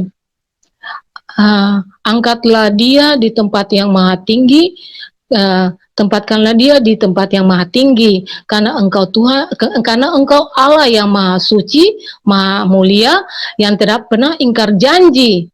Lalu saya berpikir, aduh gimana itu? Kalau sekarang saya berdoa, saya minta Tuhan angkatlah dia, taruh dia, baru sekarang di mana orangnya? Lalu kalau saya tidak tahu orangnya di mana, terus saya mau di situ saya bagaimana? Disitulah kontra terjadi antara saya. Saya semakin terpuruk di situ, iman saya semakin kepercayaan saya semakin menjadi-jadi di situ. Saudara terkasih dalam Tuhan Yesus, itu sebagian kesaksian saya. Saya berharap semua mendapat berkat dari kesaksian saya, karena semata-mata saya berbagi ini untuk kemuliaan nama Tuhan, agar Tuhan dimuliakan, karena Tuhan Yesus sungguh besar, kasih setianya tidak pernah habis. Tuhan Yesus luar biasa, Tuhan Yesus is the best. Saya sampai sekarang walau hanya jualan pisang goreng, jualan nasi kuning, dan hanya punya kios kecil, saya bisa membiayai anak-anak saya bisa mencukupi makanan minum anak-anak saya, malah kadang-kadang anak saya yang tertua bisa pakai HP iPhone 10 yang tidak dipakai orang anak-anak yang punya orang papa, punya mama, yang punya punya pekerjaan yang baik, tapi anak saya bisa pakai iPhone 10 karena itulah kasih karunia Tuhan bagi saya. Tuhan luar biasa, Tuhan Yesus dahsyat, Tuhan Yesus tidak pernah menutup pintu berkat bagi saya. Saya percaya saudara yang terkasih dalam Tuhan Yesus, saudara-saudara saya yang di seberang, yang menonton ini, yang melihat ini, akan membuktikan seperti saya, bahwa Tuhan Yesus ada dan Tuhan Yesus akan memilih saudara. Ingatlah, Tuhan Yesus itu Tuhan yang luar biasa. Saudara-saudara terkasih dalam Tuhan Yesus, kalau benar-benar saudara punya hati yang sudah siap untuk dibuka, Tuhan Yesus sudah menyiapkan tempat kita di surga. Tuhan Yesus sudah menyiapkan rumah kita di surga. Haleluya. Itulah kesaksian saya. Terima kasih banyak. Semoga menjadi berkat bagi banyak orang. Terima kasih, Pastor. Haleluya. Ya, puji Tuhan. Terima kasih Ibu Dewi Ulfa yang sudah bisa berbagi berkat dengan kita semua pada malam hari ini, di mana Tuhan Yesus adalah Tuhan yang nyata. Tuhan Yesus adalah Tuhan yang bisa dialami oleh semua manusia. Itu sebabnya Ibu Dewi Ulfa kembali kepada Tuhan Yesus, karena dia bukan huruf-huruf yang dibukukan, tapi dia firman yang dibukukan. Dan karena dia firman, makanya firman itu hidup dan berkuasa. Apa yang tertulis di dalam firman itu sangat nyata dan bisa dialami oleh semua manusia. Ini suara siapa yang dubbing ya? Ya. Ya, Ibu, mungkin YouTube-nya dikecilin dulu, Ibu. Halo, Ibu. Iya, Pastor. Ya. Oke. Ya, teman-teman, Tuhan Yesus adalah Tuhan yang nyata, yang dialami, ya. Bukan cerita dongeng, bukan cerita omong kosong, yang hanya memberatkan tas kita karena ditulis di dalam buku, tapi dia benar-benar firman, dan dia firman yang menjadi manusia, dan firman itu adalah Tuhan sendiri, perkataan Tuhan sendiri, dan perkataan Tuhan sendiri tentu berkuasa, dan itulah yang disaksikan oleh Ibu Dewi Ulfa. Jadi sesuatu yang memang benar-benar nyata. Jika Anda ingin mengalami dan mengenal Tuhan yang benar, maka kembali kepada Tuhan Yesus, atau terima Tuhan Yesus, atau percaya kepada Tuhan Yesus. Tidak ada Tuhan selain Tuhan Yesus Kristus. Dialah satu-satunya Tuhan. Dialah yang menyelamatkan manusia. Dialah yang maha baik itu, ya. Dia tidak pernah marah-marah, emosi waktu narasumber Ibu Dewi Ulfa meninggalkan dia. Tuhan Yesus tidak pernah marah-marah, Tuhan Yesus tidak pernah datang kemudian tabokin si Dewi Ulfa, kurang ajar kamu, ya, kamu tinggalkan aku, kamu permalukan aku. Ya, itulah Tuhan yang benar, Tuhan yang tidak emosian. Tuhan itu tidak pernah mengajarkan kekerasan, Tuhan tidak pernah mengajarkan untuk tumpahkan darahnya Dewi Ulfa karena sudah meninggalkan dia. Tidak pernah. Ya. Tuhan yang baik itu adalah Tuhan yang merangkul, Tuhan yang menyelamatkan. Kasih-Nya tidak mungkin bisa dibantah, teman-teman. Bahwa dari ajarannya saja tidak ada manusia yang seperti itu. Tidak ada nabi yang bisa mengajarkan seperti apa yang diajarkan Tuhan Yesus. Kasihilah musuhmu, berdoalah buat mereka, mintalah berkat buat mereka. Jikalau kamu ditampar pipi kirimu, berikan juga pipi kananmu. Jikalau ada yang meminjam kepadamu, jangan meminta balik. Mana ada manusia yang bisa mengajarkan seperti ini? Mana ada nabi yang bisa mengajarkan seperti itu? Mana ada rasul yang bisa mengajarkan seperti itu? Apalagi yang palsu. Tidak mungkin. Ya, itulah sebabnya teman-teman kita dengarkan apa yang telah dibagikan. Saya berdoa kiranya menjadi berkat dan membuka mata hati kita supaya kita bisa berjumpa, percaya, dan menerima keselamatan itu. Bukan untuk supaya orang Kristen bertambah banyak, itu sama sekali tidak ada gunanya. Tetapi supaya Anda bisa diselamatkan, karena betapa mengerikannya manusia kalau sampai manusia masuk ke dalam neraka.